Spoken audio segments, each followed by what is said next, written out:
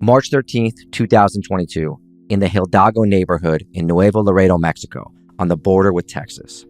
A few dozen Mexican soldiers, backed by a Black Hawk military helicopter and multiple armored vehicles, fan out.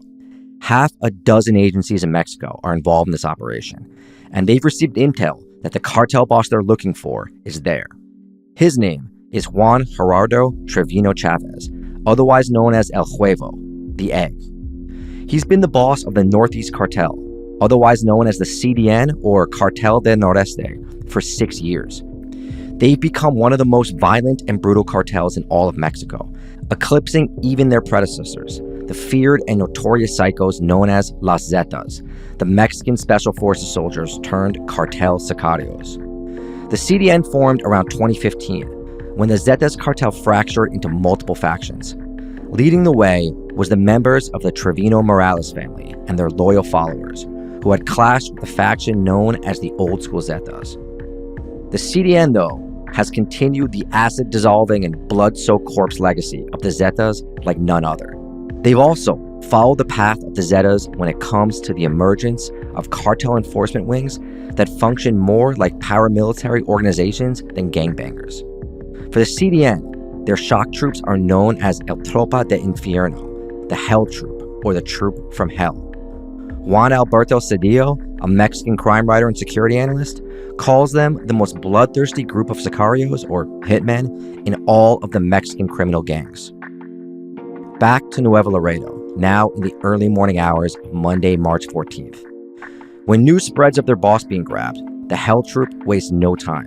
They've been preparing for this day for a while. They even have an instruction manual for what to do in these situations.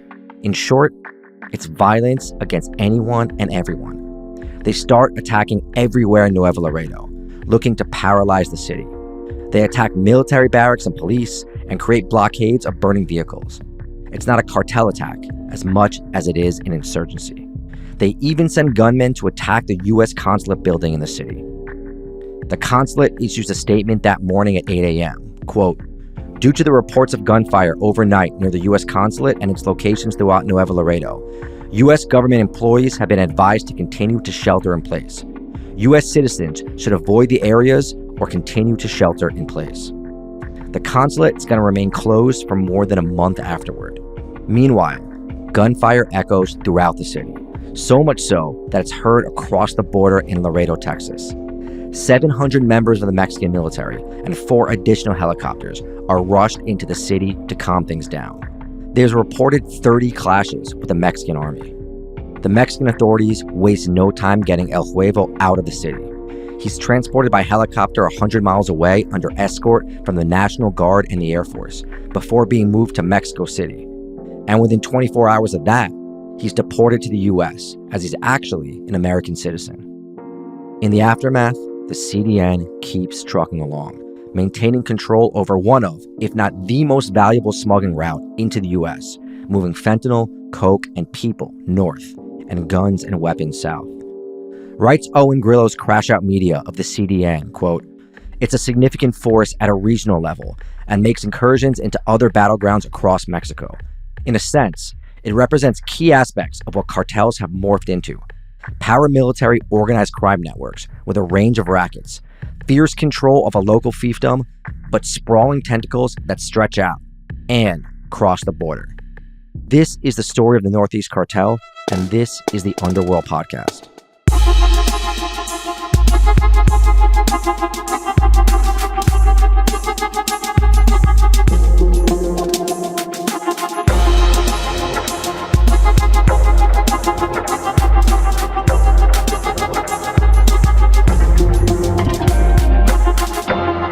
Welcome back to the Underworld Podcast, the only podcast that covers international organized crime that's worth a damn. Hosted by 2 journalists who have traveled all over the world reporting on this sort of thing and now bring you stories from all around the world, past, present, and future. My name is Danny Gold. I'm joined by my co-host Sean Williams, who is headed to Japan very, very soon from now, very shortly after this, to hang out with Yakuza and get hammered with salarymen, I think. Is that right? Yeah, that's what I do normally. But yeah, I'm off to Japan in October. I think I'm doing like Tokyo, Kobe, and Hiroshima. So if anyone want to send me recce's. I need like good ramen, karaoke bars, and used golf club stores. And maybe a tattooist. Screw it, why not? Yeah, sure. Go for it, dude. Get the bamboo thing. I have one of those. It looks terrible. Anyway, you guys may have noticed we're coming to you from my apartment, which is unfortunate. But our friends at Spotify, I didn't notice actually. It looks exactly like the Spotify studio. Yeah, like Spotify Studios. So it's a little low rent, but hopefully you guys will forgive us. And as always, we have bonus episodes and interviews at patreon.com/podcast, or you can sign up right here on Spotify or on iTunes for the low price of $5 a month. 3 if you just want to support, which it just really helps us keep going, or force the company you work with to advertise with us. It's not your money. You might as well, right? Have them throw us some. The Underworld Podcast at gmail.com for that, or for tips, where shout out again to Alex Apperly, who's been sending us some great ones. I think this one too. And Graham Baker, who helped a ton with research for this. Yeah, shout out to those guys. We probably don't say it enough, but we really appreciate everyone that chips in. It really helps us make everything, and it's pretty incredible that we kept going now for like over 5.5 years. It's nuts. So thank you guys. Close to 5 years, I think, in like a month or two. But we couldn't have done it without. Thank you. Yeah, without our friends at Spotify and Patreon and you guys helping us out. But yeah, this is just a straight up cartel history one, man. No fancy character arcs, no florid prose, but it's perfect to do out of your crummy apartment. But middle of August, dog days of summer, we're still pumping out weekly content, so kind of just is what it is. What is a dog day? What is that phrase? I don't even know. I don't know where it comes from, but it just means like kind of like those days in August where it's like 105 degrees and you don't want to do anything, and everyone's just kind of giving up on life. I'm scared of turning the camera around, but I'm looking out the window and it's not that here. It's pretty. It's like a cat day. It's bad. Anyway, the Northeast Cartel, or Cartel del Noreste, CDN, is interesting, right? It's not a well-known cartel, I would say. It's not nearly as big as the remnants of Sinaloa or Jalisco New Generation, but it does represent something of a new phenomenon, and it does come from the Zetas, which I think everyone knows about. And it does do some of the most heinous stuff that you can imagine, befitting of a group that made up the more brutal faction of the Zetas, who were the more brutal faction of the Gulf Cartel. And I think kind of, they're everyone's sort of go-to when it comes to talking about like the just horrific things that the cartels have been doing the past 10, 15 years. And these guys are the worst part of that. So, that's who they are. The truth is, though, that most cartels don't really exist kind of like they used to. These massive groups, for the most part, many of them were federations to kind of start with, but they obviously had leadership hierarchies. But right now, people talk about Sinaloa. There is no Sinaloa, right? The two major figures in the Sinaloa cartel for 25 years, their kids are fighting each other. So there's no such thing really as the Sinaloa cartel. There's just the factions of it. All these big cartels, right? The Gulf cartel has like 5 different factions, doesn't really exist anymore. They split off, they splinter, they form different factions, they fight each other, they reunite, they fight each other again. I mean, it's, impossible amounts of money, and violent psychopaths do not give you stable businesses or alliances. So we actually have to start the story of the Northeast Cartel with the Zetas, everyone's favorite lunatics, who ratcheted up cartel brutality to a level never really seen before, while also ratcheting up the sort of military proficiency of cartels to a level that also was never really seen before. And I'm going to try to avoid a deep dive here, but if you're interested in the whole thing, the complete rise and fall of the Zetas, for a full episode, we did one a ways back. I think if you search Underworld Zetas, it'll definitely come up, but here's an abridged version, right? The Zetas, they're first an elite unit of sicarios for the Gulf Cartel. They're formed by a guy who was a Mexican Special Forces soldier who had worked with the cartel for years. Just the usual, taking bribes and looking the other way, tipping them off, before he officially gets recruited to join. And he's real deal Special Forces military, right? He had all sorts of counterinsurgency training, intel stuff, real elite combat unit stuff. He became known as Z1 after his radio call sign. And he was basically told to form the sort of cartel A-team by the leader of the Gulf Cartel, which he did by luring away around 38 to 40 members of the Mexican military special forces, and they all adapt their sort of code names. Z1, Z2, Z3, yada, yada, yada. Makes it easier for me because I don't have to butcher the pronunciations of their names. From there, the Zetas grow. They recruit from the ranks of police, other gangsters, military, and they train these recruits and impart on them all that sort of military knowledge and training that they have, right? And they're basically the arm wing of the Gulf Cartel. They're enforcers, which is one of, if not, I think it might be the oldest Mexican cartel. But we did actually, again, just do an episode on them a few months back, I think, right? Yeah, I think any group whose name ends cartel, I think we've done a show on them by this point, except the biggest cartel of them all, Danny, you know, those crooks in Congress. The crooks in Congress, yeah. Did I get that right? That was right, yeah. Yeah, that was good. That was solid, dude. I guess we've said this like 1,000 times, but if you want to learn about the Zetas, you should also watch 000, which is like a dramatized version of Their Rise, which is also an unreal show. Yeah, really, really well done, even though the guy who wrote the book that it's based on is a plagiarist. But, you know, that's it is what it is. He's also a little badass, too, so give him credit. But, yeah, you know, I think there's still a couple, the family Michoacan, we haven't done that, which I think would be interesting. Yeah. And then that sort of group that splintered off, I think that formed originally from, like, various cartels to fight the Zetas. Cartel Unidos, I believe it's called. But are they the autodefensas guys, or is that, am I getting my... I think La Familia Michoacan started as autodefensas. But of course, I mean, the same story happens every time, right? They start as that, and then they go into becoming a cartel themselves. But I think Carteles Unidos was not autodefensas. They were just like other cartels sent different guys to form up together to fight Los Zetas and like, what was it, 2009, 2010, when they were just really dominating everything. Oh, are they the Mata Zetas? Or am I getting them wrong? Is that CJNG stuff? I get confused, man. Settle down.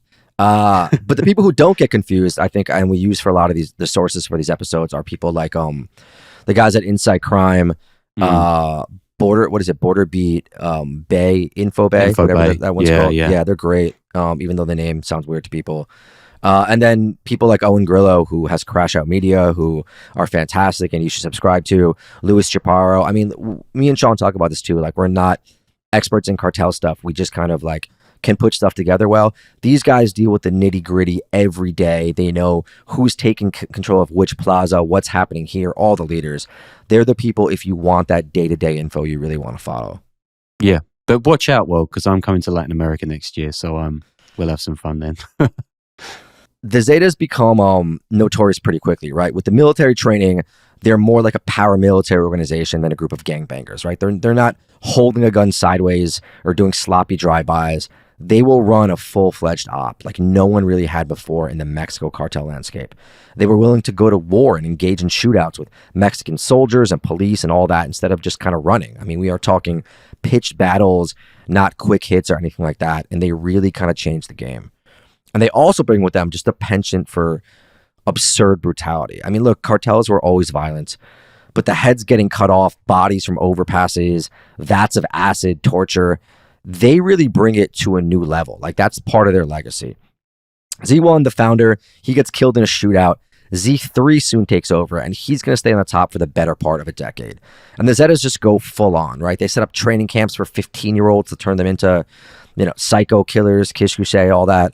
They recruit from military, police, prisons, anyone who has a penchant for serious violence and knows how to use a gun and is willing to learn. They're bad guys. They're not good, even for the cartels. They get known for this sadistic torture, like I said, the acid baths, the decapitation. And this is all, mind you, before that stuff was like kind of staples of cartel lore, right? They do the kind of sick stuff that Taylor Sheridan would make up for, Sicario Part 3. And then they blaze a path. Sicario Part 3. Sicario Part 2 was bad enough. Yeah, it was not good. They blaze a path to destruction. And of course, they're still under the Gulf Cartel at this time. This is the 2000s. They go to war with Sinaloa. They go to Chapo and Mayo around 2004. They start assassinating police and police officials. They are taking everyone on. And that war starts in Nuevo Laredo, right across the border from Laredo, Texas, and spreads out all over. We actually go into it a bit more in another episode, the one I did on Acapulco, where I talked about the reporting I had done there and the violence of that city, which kind of, like, if you think about it, it really is kind of like a, what's the word I'm looking for? Like foreshadowing kind of the rest of Mexico, because Acapulco became a place where there wasn't a dominant cartel after a while. There were just like marauding gangs. And that's when it became the murder capital city of Mexico, which, you know, it's like whack-a-mole, like different cities pop up here and there. But Acapulco, even though it was this like beautiful vacation spot, just became this place of no king. So it just was like warring factions. And that's part of it. I did a story there for PBS NewsHour, I think in 2017 or 2018. And that was kind of, It was about the American government issuing a travel advisory for Acapulco. So I feel like that's kind of what we're seeing now in Mexico, and this is part of that story. In 2007, there's a narco peace treaty, and the Gulf Cartel / Zetas, they keep Nuevo Laredo and parts of East Texas, which is actually the busiest land crossing from Mexico to America for truck cargo traffic, surprisingly, which I would have guessed Juarez or Tijuana, but, it kind of shows what I fucking know. Yeah, I mean, just a few bucks on the Patreon, and I guess the guys could send you out back on your horse to the west, and you could go do some reporting in Nuevo Laredo. That would actually be sick. Imagine a doco from there that we could do for the show. God, there are people doing it for sure. But we'd have to have 10 times the Patreon we do to make it worthwhile. But yeah, you got to pay for security down there, man. Like, you can't mess around. But what that means is that it's an incredibly valuable piece of land / city to control, and all the cartels want it. But the Zetas specifically, they really have it as a stronghold. By 2010, though, the Zetas have become like ungovernable, right? They're clashing with the Gulf leadership, and they break off and form their own thing. No more Gulf Cartel Enforcement Wing. And at this point, without the Gulf elders kind of holding them back, the Zetas go off the rails. They kill 72 migrants for barely any reason, which sickens even other cartel bosses. I mean, if those guys are like, what are you doing? Then come on, Another massacre occurs in 2011 where the Zetas hijack passenger buses and kill 193 people. By this point, the other cartel bosses across the country are fed up to the point where they want to do something. Yeah, I think this is actually a scene from 000, right? It's stomach churning. It's like full terrorism, I guess. Did you watch it today? Like, I have no recollection of most I just remember that scene being like horrific. They just like arbitrarily pull people off a bus and they shoot like 50 people dead. Yeah, no, that's what they were doing. Yeah. People both like the Mexican security services and the other cartels, they see the Zetas now as basically like an anti-social movement that just needs to be wiped out. Rival cartels start leaving messages on banners and posting on websites that a national effort needs to be made to eliminate them. And then all hell breaks loose. The military, other cartels, everyone is going to war against the Zeta. 6-hour shootouts in the streets. There's 15,000 cartel murders in 2010. Jeez. And during the height of the Zeta-Sinaloa feud, there was only like 1,500 to 2,500 a year. The Zetas, meanwhile, they're also diversifying their portfolio, right? Not just drugs, but extortion, kidnapping, stealing, and smuggling fuel. They want it all. And despite all this chaos, they're actually at their highest point in like 2010, 2011, 2012. But in February of 2011, the Zetas make a fatal mistake. They gun down a U.S. ICE agent, and then they're really on the radar. He and his partner in the incident, they're surrounded in their SUV. The guy points to his diplomatic plates, but one of the Zetas responds, "I don't give a fuck," and they just light up the car. The guy's partner somehow survives with 2 gunshots, but now the U.S. is pissed and focused, which is not a great place to be for a cartel. You want to avoid that at all costs. Yeah, you definitely do. We should put that on a t-shirt. It's like the biggest don't IG your crimes to keep away from the Americans, but I guess that wouldn't be quite so pithy. And people can buy our lovely t-shirts in any case. Yeah, underworldpod.com, go to merch, and they are for sale. ABC. And at this same time, all this is going on, right? The Zetas themselves are starting to fracture, not just from the Gulf, but amongst each other. And that's due to the second in command under Z3, this guy Miguel Treviño Morales, otherwise known as Z40. He's what we could probably consider like the godfather of the CDN, and he's a lunatic and a criminal through and through. He's born into a family of 13 siblings, and they are a family of gangsters. 5 of his brothers, like him, they get into a life of crime when they're still youngsters. He spent some of his youth in Dallas, where he gets fluent in English, which is going to help him with his, sort of criminal promotions later on. His oldest brother slings weed across the border. He gets popped in the mid-90s for intent to distribute 100 kilos and gets sentenced to 22 years in 1995. And the lore goes that Miguel sort of enters the narco world right after that. He never actually serves in the military, which was rare for one of the top 40 Zetas, not even as a grunt, unlike, the other guys who were special forces guys. But he is a thug and a heavyweight one at that. Him and his brothers, they're in a gang called Los Zetas that runs drugs in Nuevo Laredo, and eventually they're absorbed into the Gulf Cartel, and he's recruited into the cartel in the late 90s and starts moving up the ranks, just like climbing the corporate ladder as one does. At first, mostly because of his fluency in English, but also he's just really good at violence. One story has him as being recruited by the head of the Gulf Cartel himself, Oziel Cardenas, first just to wash his cars, then as a messenger because of his fluency in English, and then as a sicario, which kind of feels like either the story skips some steps or he skips some steps in the corporate ladder. I don't know. It's a tough transition, but he becomes a top sicario, and in 2000 is the head of retail drug sales in one neighborhood in Nuevo Laredo. And I'm not sure if he was always in the Zetas wing or of the Gulf Cartel, like the enforcement wing, or that happens in 2005. But around then, he's appointed regional boss of Los Zetas in Nuevo Laredo, which is a pretty big promotion considering how important the city is to trafficking coke into the U.S.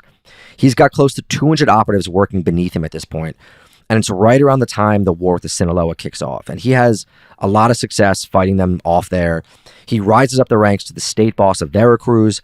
Then he's sent to Guatemala for what looks to be a few years to fight off some Zetas rivals there. And I don't know the exact situation there, but I do know, Sean, remember when I was talking to those cartel guys about going down El Durango and going and spending time with him?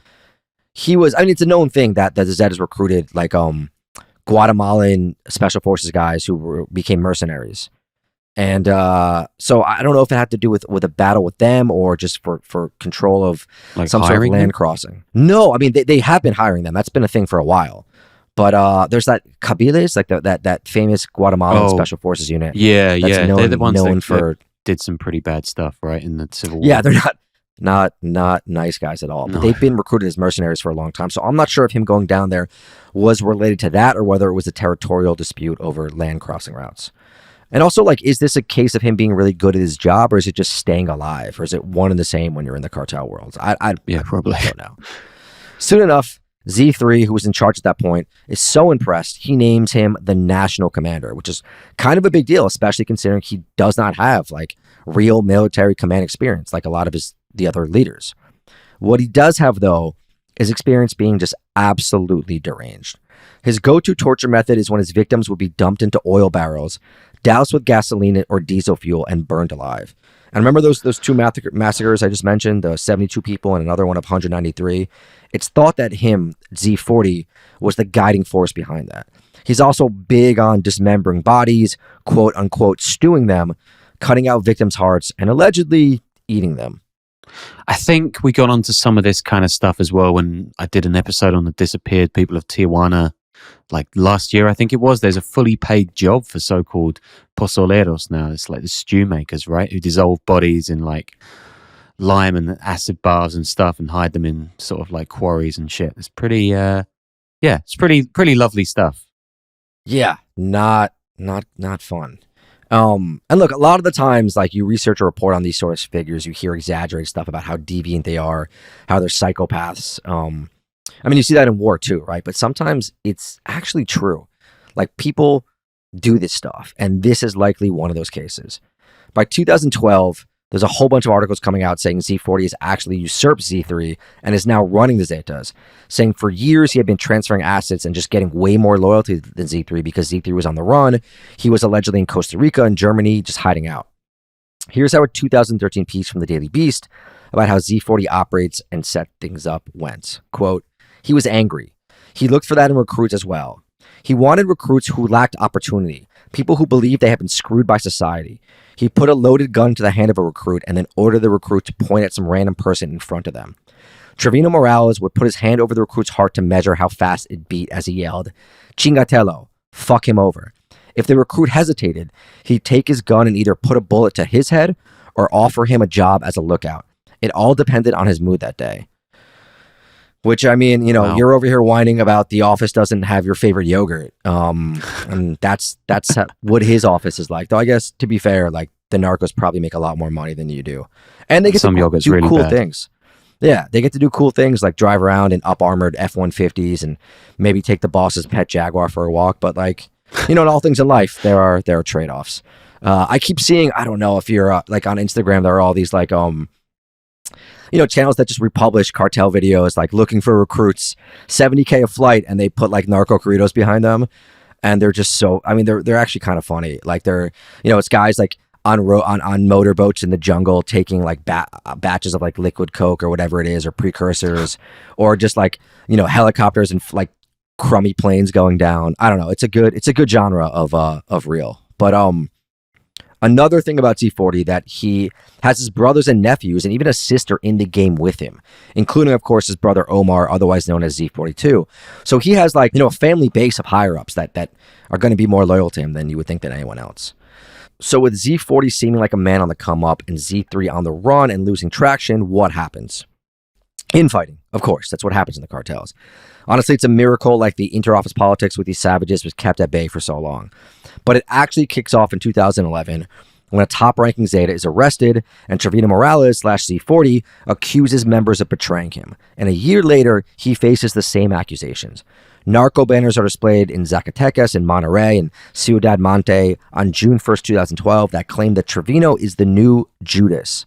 And a narco corrido uploaded at the same time warned, quote, "Pay attention, cartels from Mexico and other countries." This is the story of a person who has betrayed his comrades by allying himself with federal agents to hand them over to him. His plan is to become the leader of Los Zetas. They're accusing him of setting up the arrests and deaths of other commanders within the organization and of being disloyal to Z3. There's also a lot of anger at Z40 for enriching himself more than he was supposed to. We talked about the transferring assets and everything. Things reach a fever pitch with that when a horse racing operation / set up for money laundering in the U.S. gets busted. And the farm's actually in Oklahoma, of all places, which is pretty crazy. But shout out to Sean's ex-wife. Yeah, shout out to her. I hope she's happy. Shout out to all the exes out there. Why not? And everyone in Oklahoma too. You guys don't. Yeah, you guys get you're great guys. Get a lot of flack in Oklahoma, but I'm sure there's decent things there. Maybe there's no reason for it at all. Yeah. The feds get up on it. It's bringing in millions. It had 300 stallions, one of which was named #1 cartel. Which, like, come on, man. Like, really? Like, you're in the U.S. You got to be a little careful. So, indictment comes down. The U.S. says 70 million have been pushed through it, and this really pisses off a bunch of Zetas who think Treviño Morales and his family are stealing a lot of cash from the cartel. Yeah, this actually reminds me of an incredibly funny story. I actually just learned, I think it was yesterday, about the gang in London who pulled off the massive Brinks-Mat robbery at Heathrow Airport in 1983. So one of the chief gangsters who does this thing, his girlfriend swears blind to cops that she's got nothing to do with it. And then they find out that she's got 2 Rottweilers called Brinks and Matt who are guarding her very nice, shiny new home, which is that's a flex. I mean, that's like one of those stories where you hear, we talk about this too, where it's kind of like, maybe it's not that hard to do this. You just have to not be a dumbass. Like, Sean, could we have second careers? Just don't. Wait, this is the second. Wait, how many careers? I don't know. Just don't like publicly name things based on the crimes you're doing. Like how it's not rocket science. It's like not. But that doesn't mean that we can't do it as well. So another faction breaks away, led by a guy whose nickname is El Taliban. So you can kind of, A, it's a great cartel nickname, and B, you kind of know what he's about. I think his crew was called the Talibans, which is solid cartel naming. Yeah. And then we get more heads getting cut off, banners on bridges, bodies hanging, all that awful stuff. At this point, lots of top Zetas leaders are being killed or arrested. Rival factions are ratting each other out to the police, to rivals, and things in the organization are just completely falling apart. Plus, you have Z40's open rebellion against Z3, which encourages other commander types to do the same. They stop paying tribute. They start breaking off. That combined with pressure from the other cartels in the Mexican military, it's not looking great for the future of the Zetas. And then on the 7th of October 2012, Z3 dies in a shootout with the Mexican Marines. The Zetas start to fracture even more into various offshoots. One splinter group was known as the Legionnaires, and their #1 goal was apparently to kill Z40. Another one was called Zetas Blood. Morales, Z40 himself, he's arrested in the summer of 2013 by the Mexican Navy without a shot being fired with the help of U.S. intelligence, though if you've seen the mugshots of him, it's pretty clear the Mexican Marines beat the hell out of him. I think the excuse they gave was that he fell into a bush, but you don't get marks like that from falling into a bush. And also, if anyone kind of deserves to get beat up in police custody, it might be Z40, Yeah. Like, when you're like the guy known for acid vats, you want to take a Yellow Pages and smack a guy around a bit. Take a punch. Yeah. Or massacring literally hundreds of people for being on buses. Like, do a little slap here and there. Not the worst thing in the world. When Z40 is arrested, his brother Omar, Z42, he takes over control of the breakaway faction of Los Zetas. And this is basically like the real formation of the Northeast Cartel. Omar, though, does not have the same sort of oomph as his bro. He doesn't have the charisma. Writes the BBC, quoting a Mexican security official, his extremely violent personality did not earn him the respect his brother had enjoyed within the organization, which forced him to face the opposition of some local operators who sought their independence, a situation that derived in further confrontations within the criminal group. Which, like, how gnarly do you have to be the extremely violent one in both the Zetas and the Treviño Morales family? I mean, god damn, like, what kind of person are you? Also, I don't get it. How can he be extremely violent and not get the respect of all of these, like, fellow psychopath cartel guys? Surely they go hand in hand. I mean, you joke, but like, yeah, that probably does usually go hand in hand with these guys. 2014, 2015, that's when they give themselves the name, the Cartel del Noreste, the Northeast Cartel, CDN, and we have the birth of a new notorious cartel on our hands. Omar, though, Z42, he's captured soon after, and then a different Treviño Morales, his nephew, Juan Francisco El Kiko Treviño Chavez, takes over, along with help from an aunt and his dad. But apparently Z40 and Z42, even though they're locked up, not dead, they're directing things from prison. This aunt, though, I should say, remember I said him and his 5 brothers were gangsters? The aunt was a sister of them. She's the oldest member of the 13 Treviño siblings, and she is a gangster as well. Her name is Ana Isabel, and she distinguishes herself by recruiting other women to become important members of the cartel, such as her daughter. She also recruits young girls, teens, children to be like little spies and report on what's happening all over their territory in the plazas. Some of them turn to hit women for her. Together, they do all sorts of fun stuff like kidnapping, extortion, and robbing bars. They also run the protection rackets. They make sure no nightclubs or bars had patrons doing drugs that aren't bought from the Northeast Cartel. I feel like there's an uplifting feminist Netflix series in this somewhere. Could be great. Or a 1990s Tarantino screenplay. But it's funny. I mean, that tactic I talked about in Puerto Escondido, where they had the most thorough security guards of any bar I've ever been to. Like, they'll check your inside jeans pocket, they'll check inside your wallet to make sure you're not bringing drugs into the club. And it's not because they don't want drugs in the club. It's because if you want drugs in the club, you have to buy from their house dealers. And they still don't catch you. You have to bring you can't bring other people's drugs into the club. You got to buy from their people. When El Kiko takes over, the Zetas fracture even further. Many other commanders accuse the entire Treviño Morales family of being informants and lunatics who don't focus on the sort of old school Zeta ways of just, focusing on drug trafficking. So a faction forms called Zetas Viejas Escuela, or the Old School Zetas. The Old School Zetas, which is a pretty funny name, all things considered, they form their own cartel, align themselves with their old buddies, turned mortal enemies, now turned new buddies, the Gulf Cartel. I mean, these guys are they're like high school girls, they're just always feuding and making up. Or like online personality, like grifter influencer personalities. It's insane, dude. The nephew Kiko does not last long at the top. He's grabbed by the DEA in Houston, Texas in 2016, just over a year after establishing the new faction, which is, it's pretty wild. These guys feel comfortable just to hang out in the States. Like, it's one thing if you're some mid-level guy or whatever, but like the boss man, it's a real dummy move. Also, why go to Houston? Like, why not go to Mobile or Biloxi or some other awesome hillbilly city? The feds probably aren't going to be crawling over them. There's cheaper beer. You can kind of move freely. Maybe I'm just like totally, I'm just thinking about the trip I did down to those 2 cities, and they're really cool places. So maybe I'm just thinking about that.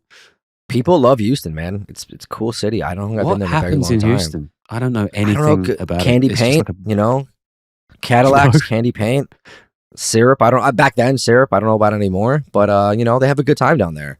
All right, it's on the list. Yeah, put it on there. In July 2018, he's convicted and later sentenced to 2 consecutive life sentences in a U.S. federal prison, along with a $2 million fine. How do they do with those fines? I guess they confiscate funds sometimes, but I've always wondered that. His aunt, Ana, takes over briefly. She's arrested a year later in 2017 on kidnapping charges. And then yet another Treviño Morales, this time Juan Gerardo, a.k.a. El Huevo, or the Egg, a nephew of the original siblings, takes over. Not the best cartel nickname. But also, like, if it's not clear now, the Cartel del Noreste is like an old school family cartel. And the family is the Treviño Morales, who, I don't know, man, they got nephews and cousins and everything and aunts popping up everywhere. One gets brought down, another one just takes over. So Nuevo Laredo, When the Northeast Cartel officially they declare that city as their base of operations, their stronghold, which makes sense because it was where the Zetas were. And they really take it over. I mean, they're basically a quasi-government of sorts. They expand outward into other areas, also of the northeast of Mexico, although the Gulf Cartel, I think, has the territory closer to the actual Gulf. They establish contacts in Colombia, parts of Central America, but they're really kind of a localized cartel. And the reason why is in Nuevo Laredo, which is Tamaulipas, it's the reason the CDN can exist and fight off bigger, more well-known cartels. It is the busiest crossing from the U.S. to Mexico, the most valuable piece of real estate along the border, and they've got near total control of it. CDN control is so pervasive that in 2019, gasoline stations in Nuevo Laredo are forced to refuse service to police and military vehicles under threat. And that means the authorities, they have to ship in fuel from outside the city. That's how powerful CDN is or was there. Unlike, say, Jalisco or Sinaloa operations in other areas, they directly control the city, right? They're not just allying with local gangs to operate, which is kind of what they used to do. Quote, "The Northeast Cartel decides what's permitted and what isn't," said one government official. This includes a total ban on robberies, carjackings, and assaults, as well as consumption and sales of synthetic drugs like methamphetamine.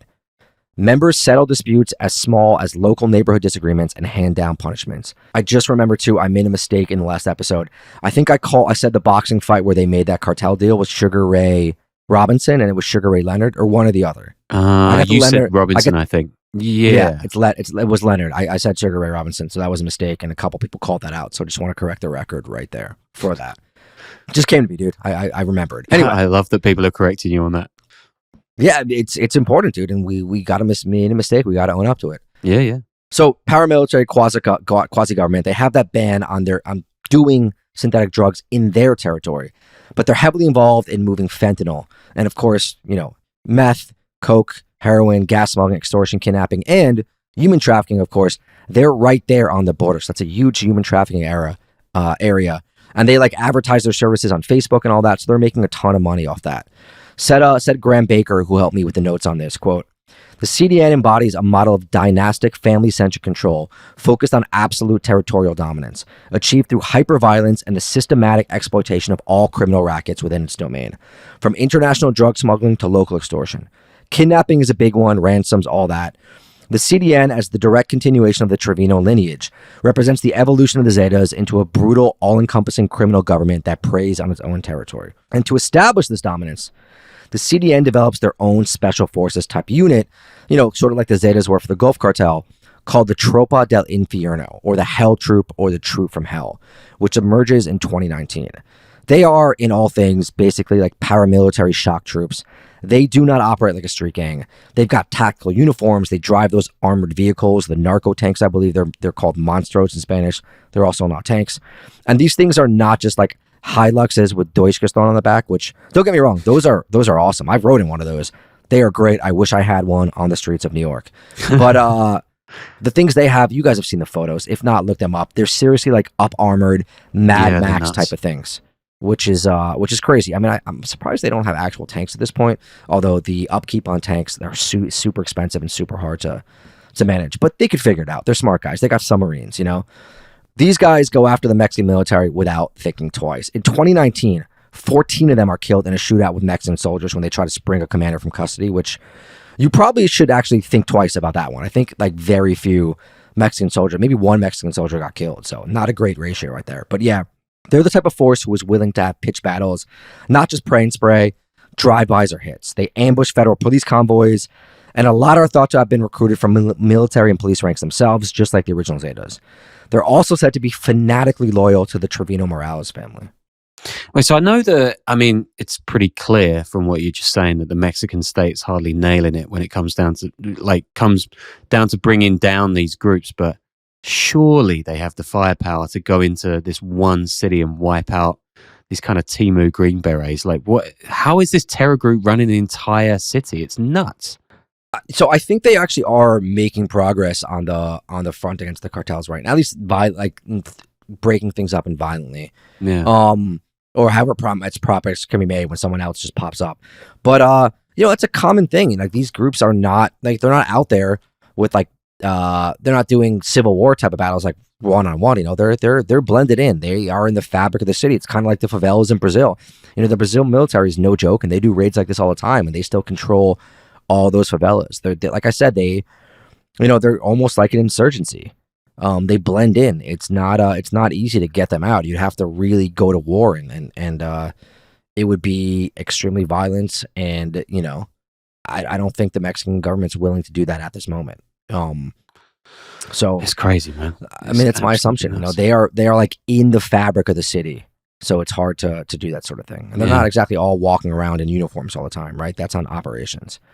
And these guys, the Tropa del Infierno, they really just like wreak chaos all over Nuevo Laredo.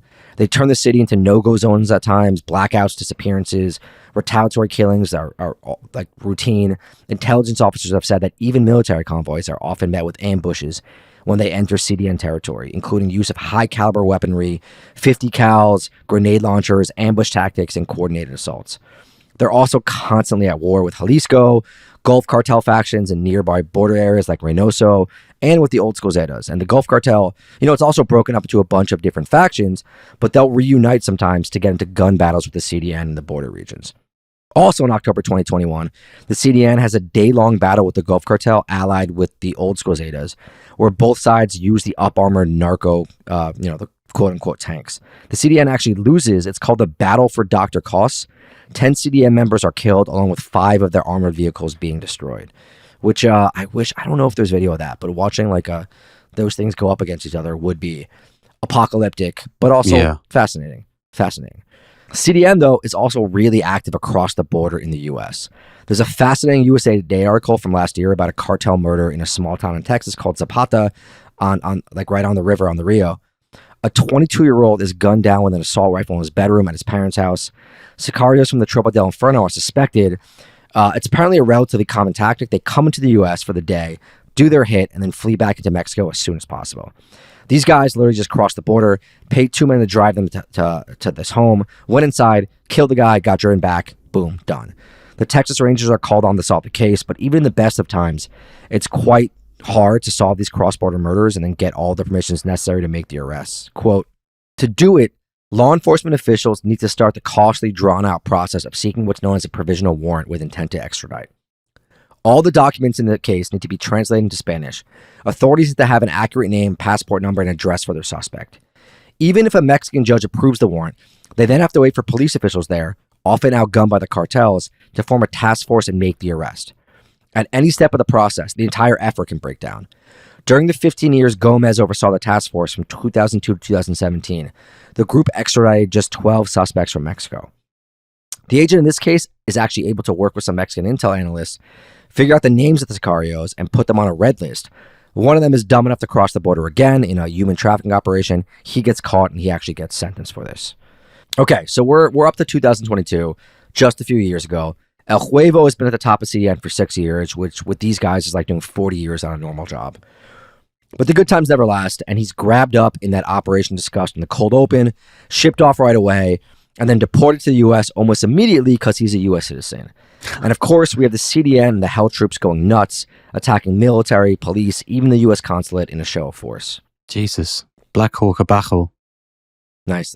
Very well done there. And get this, later in 2022, in November, the commander of the Hell Troop is caught, and again, the CDN goes nuts and brings Nuevo Laredo to a standstill. Here's inside comment what happened. Quote, clashes began early on November 28th, with schools, offices, and public transport suspended across the city. The criminal group allegedly set vehicles on fire and installed blockades along key thoroughfares. But Tamaulipas Governor Américo Villarreal, say it again, Sean? Villarreal. That's it. Announced that the violence had not been directly linked to any deaths, although more army troops are still set to be deployed in Tamaulipas. So some major blows for the CDN, but they're still hanging around. And Owen Grillo's Substack, Crash Out Media, which if you really want that nitty-gritty stuff, go subscribe to, has a post on CDN, I think last year, that talks about a video made with the usual cartel gunmen, kitted out in balaclavas and tactical military uniforms, standing behind a woman on her knees, blindfolded and tied up. They have the CDN logo on their chest. It'd be funny if it was the CNN logo, like I just mispronounced. But there's something else. Quote, but more unusually, They also have the words Operativa Texas, or Texas Operation, claiming they are a division of the mob that works on the north side of the Rio Grande, inside the United States. It continues. It traffics drugs through the two Laredos, the busiest crossing for trucks on the entire border, and onto the strategic Interstate 35, where dope can flow northward to reach the eastern seaboard. It also traffics firearms south, with Texas being the biggest source of cartel guns in the U.S. And while it keeps murders down on the U.S. side to avoid heat on its lucrative operations, and has carried out kidnappings on Texan soil and driven the victims into Mexico. In November 2024, El Huevo heads to trial, pleads guilty in federal court to a 15-count indictment that included conspiracy to distribute cocaine, marijuana, and methamphetamine. Oh, they're still getting people on weed. How about that? Employing minors in drug operations, firearms offenses, and money laundering. Around the same time, yet another Treviño Morales, who had taken over, is arrested in Mexico in September of that year in a secret op led by the Mexican Army and National Guard. Showing how much of a danger they still are and how willing they are to attack, even in the U.S., the U.S. authorities immediately issue a safety alert to Border Patrol agents in Laredo, warning them to brace for potential retaliatory cross-border violence and attempts by CDN gunmen to flee into the U.S. There's been a whole lot of other leaders and lieutenants now being brought down in the last year or two, including a guy nicknamed El Ricky, which I dig kind of as a nickname. It kind of sounds like you're the friend you make, when you're on vacation in the tropics, who lives in the town and sells everyone bad coke. Yeah. You want to tell us what happened? I mean, my youth, it was my youth, dude. I remember nothing from my 20s. So that was back in February. Once again, shootouts, attacks throughout the city. So while CDN is taking hit after hit, they're still capable of holding the city hostage. Anyway, it's to the point where, I'm not even sure what the hell is going on or who's in charge, though I'm betting their last name is Treviño Morales. It does really seem like the Mexican authorities are going hard on them, as are the U.S. authorities. In February of this year, they're designated as a foreign terrorist entity by the U.S., which is the kind of thing that used to sound silly, but at this point, the way they operate. Yeah. Just a few months ago, Z40 and Z42 are arraigned in the U.S., so can't really be running things anymore. Part of the reason for all this going hard, pushing it forward, is that they're deep in fentanyl.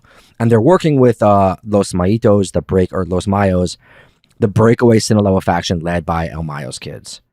Los Mayos supply them with fentanyl, crystal meth, and coke, which CDN then pushes north across the border into the U.S.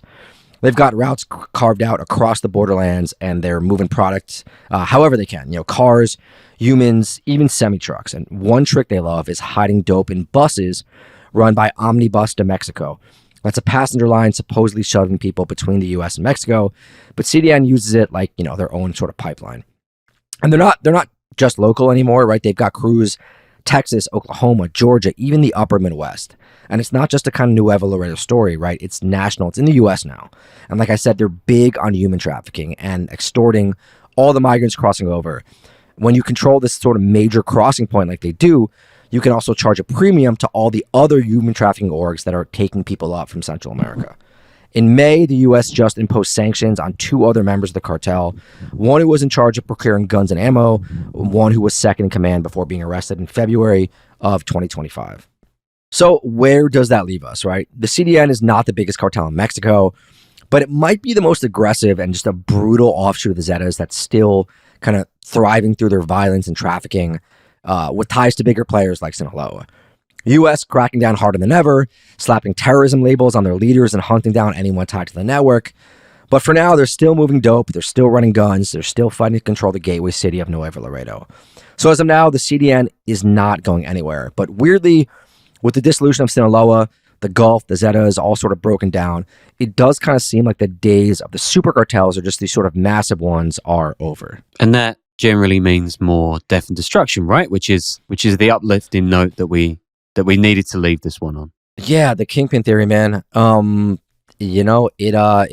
does. So I don't know, but it is interesting to see. One positive note you can take from this, one lesson that I'm learning is that even with the bridges that you burn that you think are the most massive ones, like let's say you're working together with someone and then you decide to murder each other and torture them.